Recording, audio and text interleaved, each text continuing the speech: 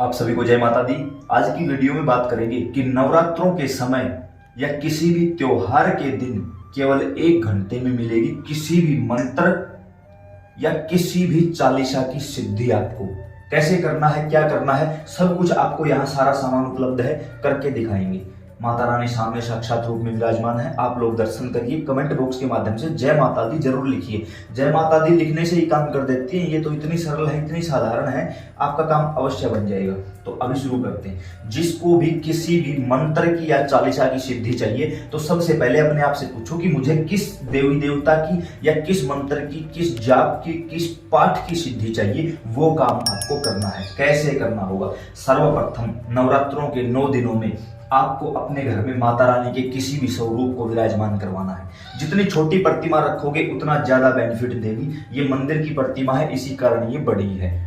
अब ऐसे में आपने प्रतिमा विराजमान करवाई। सुबह सवेरे स्नान आदि से निवृत्त होकर अपने घर के मंदिर में थोड़ा सा गंगा जल का छिड़काव करें। माता रानी के श्री चरणों में आपको सर्वप्रथम फूल समर्पित करने हैं, पुष्प समर्पित करने हैं, वो भी लाल पुष्प, क्योंकि लाल पुष्प माता को अति प्रिय होते हैं। माता के श्री चरणों में लाल पुष्प समर्पित करिए। कोई भी फलों का भोग, क्योंकि नवरात्रों के 9 दिनों में आपका किसी भी प्रकार से व्रत हो या ना हो, माता का व्रत रहता है, तो केवल फलों का भोग लगेगा। दक्षिणा, कोई भी यज्ञ होता है उसकी समाप्ति दक्षिणा के बगैर नहीं होती। जो हम करने जा रहे हैं वह भी एक यज्ञ है, इसलिए दक्षिणा अवश्य रखिए।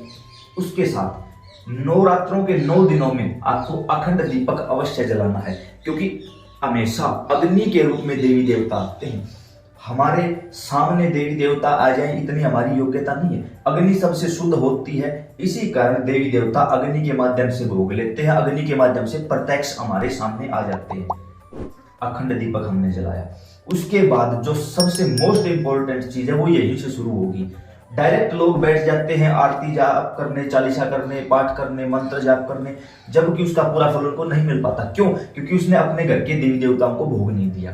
अब घर के देवी देवताओं को भोग कैसे दे? भोग दिया जाएगा कपूर पर, लौंग के रूप में। सबसे पहला भोग किसको जाता है? जो आपकी चौराहे वाली माता है। इनको वरदान है कि जब तक आपका भोग नहीं मिलेगा तब तक आप किसी भी अच्छी या किसी भी गंदी शक्ति को घर के अंदर प्रवेश मत करने देना। तो सर्वप्रथम चौराहे वाली माता का भोग देंगे। क्या भोग है? या तो छोटा सा आपके पास गुड़ हो, थोड़ी सी मिश्री हो, या आप 2 बतासे भी ले सकते हो। 2 बतासे, 2 लौंग, ये लेकर आप अपने घर के बाहर जाओ। कहीं और नहीं जाना, घर के बाहर। जब बाहर से अंदर आते हैं तो राइट हैंड साइड का जो आपके घर का मेन मुख्य दरवाजा है वहां इसको विराजमान करवा दो। वहां ये 2 लौंग और थोड़ा सा गुड़ हमने रख दिया और हाथ जोड़ के प्रार्थना करनी है। सबसे पहला काम यही करना है आपको। हे माता चौराहे वाली, इस समय मैं इस मंत्र की या इस चालीसा की सिद्धि पर बैठना चाहता हूं। कृपा करके सिर्फ इसी देवी देवता को अंदर आने दो और किसी को अंदर मत आने देना, मेरी प्रार्थना है। अगर घर में कोई गंदी चीज है उसको उठाकर आप बाहर कर दो, बस आगे जिम्मेवारी माता की हो जाएगी। घर में ज्यादा ही परेशानी है तो माता चौराहे वाली को भगवान श्री कृष्ण की कसम दे दो, बस सारा काम अपने आप कर देगी वो। फिर आपको दोबारा अपने आसन पर आना है, आसन पर बैठकर विराजमान होना है। दीप प्रज्वलित कर लिया। अब आप सर्वप्रथम भोग दोगे अपने घर के देवताओं का। कैसे दिया जाएगा? कपूर पर। ये हमारे पास कपूर है, इसको हमने प्रज्वलित कर लिया। सबसे सर्वप्रथम भोग ओम श्री गणेशाय नमः स्वाहा। फिर भगवान शिव और माता पार्वती का जोड़े में चलेगा। ओम नमः पार्वती पतये हर हर महादेव स्वाहा। फिर उसके बाद गुरु महाराज का ओम श्री गुरु चरण कमलेभ्यो नमः स्वाहा। गुरु नहीं है तो भगवान शिव माता पार्वती का जो भोग दिया है वो गुरु को ही लगेगा। उसके बाद कुल देवता का ओम श्री कुल देवताय नमः स्वाहा। जो भी कुल देवता आपके हैं उनका नाम लेना, मैंने सिर्फ कुल देवता शब्द प्रयोग किया है। ओम श्री कुल देव्याय नमः स्वाहा। फिर इसके बाद नवरात्रों के दिनों में किसी भी प्रकार से पितरों की पूजा नहीं की जाती, तो हम पितरों का भोग यहाँ पर नहीं देंगे। उनको आप मानसिक भोग दे सकते हो बैठे बैठे कि मेरे वो पितर महाराज हैं, उनको भोग समर्पित करता हूँ, वो स्वीकार करूँ। मानसिक रूप से, बोलकर नहीं। नवरात्रों के 9 दिनों में पितरों की कोई पूजा नहीं होगी, कोई सेवा नहीं होगी, कोई दीपक नहीं लगाया जाए, कुछ भी नहीं होगा पितरों का। ये आप थोड़ा सा ध्यान रखें इस बारे में। उसके बाद कोई भी अगर आपका कोई अन्य देवी देवता है, कोई गांव का देवता, नगर देवता, स्थान देवता, इष्ट देवता, किसी का भी आप भोग दे सकते हो। अगर नहीं भी दोगे तो भी चलेगा, क्योंकि जो मेन देवता थे उनका आपने भोग दे दिया है यहाँ पर। अब ये जितनी देर चले इसको चलने दो, कोई प्रॉब्लम नहीं है। अब यहाँ बैठकर आपको संकल्प लेना है, हाथ में जल लेकर। यहाँ भोग चल रहा है, अखंड दीपक चल रहा है, माता रानी विराजमान है। हे माता, मेरा नाम यह है, मेरे पिता का नाम यह है, शादीशुदा महिला पति का नाम बोलेंगी, बाकी सभी पिता का नाम बोलेंगे। इस जगह का निवासी हूं, गोत्र ये है। इस समय इस मंत्र की या इस चालीसा की सिद्धि पर बैठा हूं। मैं यह मंत्र जाप कर रहा हूं। जो मेरे सहायक देवता थे उनका मैंने कपूर पर लौंग के रूप में भोग दे दिया है। वो सभी देवता अपना अपना भोग स्वीकार करें और मेरे चारों तरफ जागृत रूप में खड़े हो जाएं। मुझ तक कोई भी गंदी नजर या गंदी शक्ति ना पहुंचने पाए। अगर फिर भी आई, आप सभी को माता दुर्गा के चरणों की कसम लगेगी। सौगंध दे दो तुरंत प्रभाव से। अब यहाँ पर ये चीज काम करेगी। हे माता दुर्गा, आप भी जागृत रूप में विराजमान होकर हमारे इस भाव को, हमारे इस भोग को स्वीकार करें। आपके चरणों में पुष्प हैं, फल अर्पित है, दक्षिणा अर्पित है और मेरी रक्षा करो। जो हाथ में जल है इसको अपने चारों तरफ छिड़काव कर दो। अब चाहकर भी कोई भी शक्ति आपके यहाँ नहीं भटक सकती। फिर भी लगता है कि कोई थोड़ी सी प्रॉब्लम है, बाबा हनुमान को याद करो। हनुमान जी एकमात्र ऐसे देव हैं, आप दुनिया के किसी मंदिर में चले जाओ, आपको बाबा हनुमान अवश्य मिलेंगे। क्यों? क्योंकि वो कलयुग के प्रधान देवता है, जागृत देवता है। इसीलिए हर देवता की जयंती मनाई जाती है, हनुमान जयंती कभी नहीं होती। हनुमान जन्मोत्सव होता है, क्योंकि वो आए तो हैं संसार के कल्याण के लिए, लेकिन वो गए नहीं है, यही बैठे। और इस समय हम बात कर रहे हैं तो अभी वो यही विराजमान है। अगर आपके ऊपर किसी देवी देवता की कृपा है तो आप उनको महसूस कर सकते हो। अब हम कोई भी मंत्र या जाप शुरू करेंगे। ऐसे में एक प्रेमी का अनुभव, सच्चा अनुभव मैं आप लोगों को बताना चाहूंगा। उस प्रेमी ने हमसे यह सिद्ध श्री लक्ष्मी नारायण यंत्र मंगवाया था। लक्ष्मी यंत्र नहीं, लक्ष्मी नारायण यंत्र। उन्होंने कहा कि भाई नवरात्रों से पहले ही हमारे पास आ गया था। नवरात्रों के 9 दिनों में हमने इसको केवल अपने पूजा स्थान पर विराजमान करवाया था और कुछ भी नहीं किया। और माता रानी ने ऐसी कृपा कर दी, हमारे व्यापार के रास्ते खोल दिए। और एक प्रेमी जिसे 82 लाख रुपए का फायदा हुआ। और अभी थोड़े दिन पहले ही, मार्च के महीने की बात है, एक महिला का हमारे पास एक्सपीरियंस आया है, अनुभव आया है कि 2 महीने भी नहीं हुए हैं लक्ष्मी नारायण यंत्र को 1.5 करोड़ रुपए जो हमारे हिस्से के थे, आए नहीं थे, मिल नहीं रहे थे, अचानक आ गए। एक एक पैसे को तरस रहे थे। 1.5 करोड़ रुपए हमारे हिस्से के आए हैं, मेहनत के आए हैं भाई। ये नहीं कि ये रखने के बाद कहीं से कोई पैसा बरसेगा, नहीं, आपकी मेहनत रंग लाएगी। करना क्या है, ये जो तांबे की तार है इसको केवल दीपक की तरफ मुख करके रख देना है। जब दीपक का प्रकाश इसके ऊपर पड़ेगा ये पूरा एक्टिवेट हो जाएगा और फिर ये आगे काम करने लग जाएगा। इसको भी आप ऑर्डर हमसे करवा सकते हो। काफी प्रेमियों ने कहा कि हमारे पास, हम मंत्र जाप करना चाहते हैं, सिद्धि लेना चाहते हैं, तो हमारे पास माला नहीं है, क्या करें, कैसे करें, गुरु भी नहीं है। तो आप हमसे रुद्राक्ष की इस माला को ले सकते हो। इस माला को हमने 25 मंत्र एवं 18 देवी देवताओं की शक्ति द्वारा सिद्ध जागृत अभिमंत्रित कर रखा है। आप इसको और इसको ऑर्डर कर सकते हो। भगवान शिव, माता पार्वती को गुरु पिता गुरु माता मानकर आप ओम नमः शिवाय का जाप करिए। एक मंत्र, एक देवता, एक आसन, एक स्थान रखो, हर एक की सिद्धि आपको प्रदान कर देगा। अब लगे कुछ प्रेमियों का ये भी सवाल हो सकता है कि नवरात्रों में हमें तो सिद्धि चाहिए माता दुर्गा की, ओम नमः शिवाय कैसे करें? तो आप ओम दुम दुर्गाय नमः मंत्र का जाप कर सकते हो। लेकिन मैं पर्सनली कहना चाहूंगा,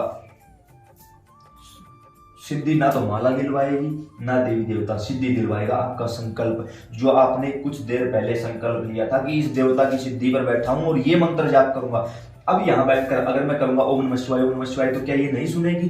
सुनेगी, क्योंकि मंत्र कोई भी हो, देवी देवता के लिए संकल्प काम करता है, अवश्य काम करेगा। अब यहां बैठकर जो भी मंत्र जाप करते हो आप, वो आपको 108 माला करनी है। कोई भी चालीसा सिद्ध करना चाहते हो, कम से कम 51 चालीसा पढ़नी ही पड़ेगी। यहां बैठकर आप 108 माला करोगे, गोमुख के अंदर डालकर, बाहर नहीं होती कभी भी। काफी प्रेमियों ने यह भी कहा कि गोमुखी के अंदर हमसे जाप नहीं होता, तो ऐसे में हम क्या करें? आप अपने सर के ऊपर कोई कपड़ा डाल सकते हो ताकि ये किसी को दिखाई ना दे, एकांत में। क्योंकि भगवान ने हमें कहा, सभी को कहा है कि जब भी हम मिलेंगे एकांत में मिलेंगे, अकेले मिलेंगे, आपको मिलेंगे, तो एकांत में जितना ज्यादा उसके एकांत में रहो, यहाँ पर जाप करो। लगे कि 108 माला पूरी हुई। काफी प्रेमियों ने यह भी कहा कि 108 माला का कैसे पता लगे 108 माला? तो आप या तो 108 माचिस की तिल्ली रख लो या 108 लौंग निकाल के रख लो आप यहाँ पर, और उस 108 लौंग का क्या करना है ये भी आपको बताएंगे। एक माला हुई, एक साइड कर दो, दो हुई, दो साइड कर दो, ऐसे आपको पता चलता रहेगा कि कितनी माला हो चुकी है। माला जाप होने के बाद माला को उतार कर अपने गले में धारण करो। अब यहाँ पर हमें हवन करना है। जिस मंत्र की हमने 108 माला की है उसी मंत्र का हमें हवन करना है। यहाँ पर दोबारा से जो आपकी ज्योति जली हुई है उसी में से आप अग्नि लेके हवन कर सकते हो। यहाँ ये पहले से ही चल रही है तो हम इसी से हवन करेंगे। कपूर पर लौंग का हवन। लौंग एकमात्र ऐसी चीज है जो किसी भी देवी देवता को तुरंत प्रभाव से अपनी ओर आकर्षित कर लेगी। मान के चलो हमने किया है ओम दुम दुर्गाय नमः, ओम दुम दुर्गाय नमः स्वाहा, ओम दुम दुर्गाय नमः स्वाहा, ओम दुम दुर्गाय नमः स्वाहा। 108 आपने यहाँ काउंट करके रखी है तो आपको दोबारा गिनने की आवश्यकता नहीं है। 108 आहुति इसमें गई, 108 माला भी की, 108 आहुति इसमें गई। आसपास का वातावरण शुद्ध हुआ, अखंड ज्योति के कारण इसमें प्राण आए। आपका आसन सिद्ध, शरीर सिद्ध, पालथी लगा के बैठे हो। कोई भी मंदिर त्रिभुजाकार क्यों होता है? क्योंकि ऊपर से जब ब्रह्मांडीय ऊर्जा गिरती है हमारे शरीर में आ जाती है। जैसे ही हम पालथी लगाकर बैठते हैं हमारा शरीर भी त्रिभुजाकार बन जाता है। आप देखोगे यहाँ पर जहाँ चोटी होती है वहां खुजली होने लगेगी, ऐसा लगेगा कुछ गिर रहा है। आंखें बंद करके महसूस करोगे, ऐसा लगेगा बरसात हो रही है, ऐसा लगेगा मैं पृथ्वी से ऊपर की ओर उठ रहा हूँ, ऐसा लगेगा रीढ़ की हड्डी में कुछ चींटियां ऊपर की ओर जा रही हैं, ऐसा लगेगा कोई सर्प है जो ऊपर की ओर भाग रहा है। पूरे शरीर में एकदम ऐसा लगेगा कि मेरा रोम रोम खड़ा है। इस समय आपको ये चीजें आभास होंगे कि हाँ दैवीय शक्तियां हमारे आसपास हैं, वो चीजें आ चुकी हैं हमारे पास। और फिर ऊपर से आपने कर दिया हवन, और वो भी लौंग का हवन। काफी प्रेमियों ने कहा सिंगल करें या डबल, वो आपके ऊपर डिपेंड है। सिंगल भी आप दे सकते हो, आप जोड़े में भी दे सकते हो, वो आपकी मर्जी है। जैसा आपको ठीक लगे वैसा ही आप इसके अनुसार कर सकते हैं। अब हुआ क्या, साथ के साथ जाप भी हुआ, माता भी सामने बैठी है, अखंड ज्योति भी चल रही है, ऊपर से आपने हवन भी कर दिया, भोग भी दे रखा था। तुरंत प्रभाव से शक्ति को आना ही पड़ेगा, कंपलसरी है, आना ही पड़ेगा, कोई नहीं रोक सकता। यह काम आपको लगातार 9 के 9 दिन करना है। 9वें दिन भी ऐसे ही आपको हवन करना है। 9 दिनों में अखंड ज्योति चली, हवन हुआ, माला हुई। 9 दिनों से पहले ही रात को जब सोओगे, सोपन के माध्यम से माता रानी आपको आभास करवा देगी। आप व्रत करो या ना करो ये आपके ऊपर डिपेंड है, लेकिन आपको अलग से पता चल जाएगा कि हाँ कोई चीज हमारे पास आई है। उसके बाद जब यहाँ से उठने का समय हो, सबसे पहले माला को निकालो। माला को निकालकर सुमेरु को, ऊपर के सुमेरु को जल में डुबाओ और इसको गौमुखी के अंदर रख दो। उसके बाद हमें दोबारा से संकल्प करना है, लेकिन उससे पहले जिन प्रेमियों को माला और श्री यंत्र चाहिए तो इसके लिए हम अपनी टीम का आपको यहाँ पर व्हाट्सएप नंबर दे देंगे।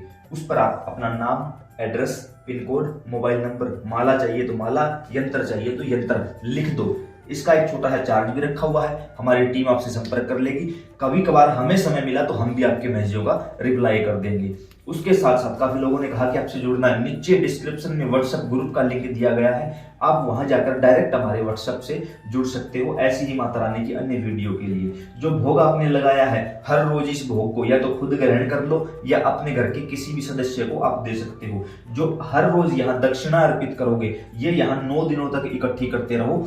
उसके बाद इस दक्षिणा को किसी भी मंदिर में आप दान पत्र में डाल सकते हो, कोई प्रॉब्लम नहीं। या फिर बच्चों में किसी कोई चीज, कोई प्रसाद लेकर बच्चों में इसको बांट सकते हो, किसी को वैसे ही दक्षिणा दे सकते हो, किसी गरीब की सहायता कर सकते हो। ये पुष्प जो जब मुरझा जाते हैं तो काफी लोग इसको या बची हुई राख को नदी में बहा देते हैं। हमें कभी भी ऐसा नहीं करना चाहिए। जल को दूषित करने का हमें कोई अधिकार नहीं है। अपने खेतों में डालो, ये बिल्कुल सूख जाए उस समय किसी भी पेड़ की नीचे इसको डाल दो, कोई प्रॉब्लम नहीं है, ये प्रकृति को नुकसान नहीं देंगे। अब आपको दोबारा से संकल्प करना है, हे माता रानी, आज इतनी माला और हवन आपने निर्विघ्न संपन्न करवाया, इसके लिए हम सदैव आपके आभारी रहेंगे। माँ, आपकी कृपा प्राप्त करने के लिए आपके चरणों में बैठा हूँ।